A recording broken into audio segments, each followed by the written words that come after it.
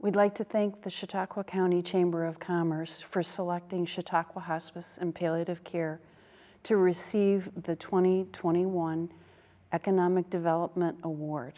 We're both honored and surprised. There are many people that we need to thank for their support of our mission and our successes. Our board of directors, who on an ongoing basis support us every day, and especially over the last 18 months as we struggled to find ways to creatively provide care and do our first capital campaign and build the first ever hospice house for our community.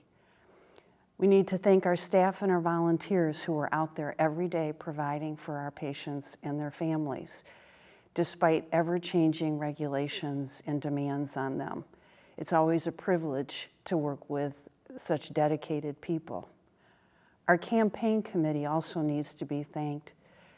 With the terrific leadership of Bert and Mary Rappel, they not only met our goal, but they exceeded it, and that helped cover the cost increases incurred by COVID-related supply disruptions.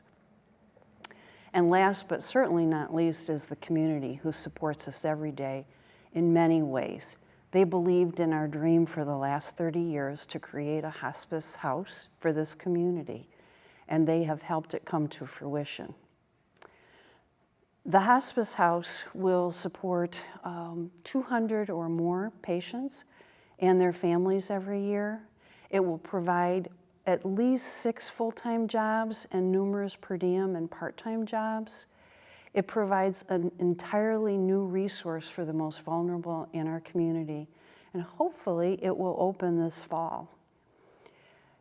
The last 18 months have been very challenging for all of us, but there are good things that have come out of it as well. Simple things like we discovered we can do telepalliative and telehealth, and people actually like it. But more complicated things as well, like we can continue to provide high quality care despite the hardships and challenges that were related to the global pandemic. We found that we can social distance and engineer a safe environment for our office employees so they could continue to be healthy and employed. We found that we could conduct our first ever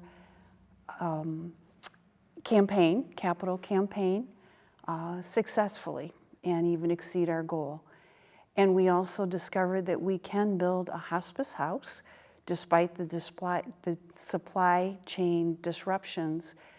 We experienced lots of setbacks due to our inability to obtain roofing, siding, furniture, dark paint, plumbing supplies, and so forth.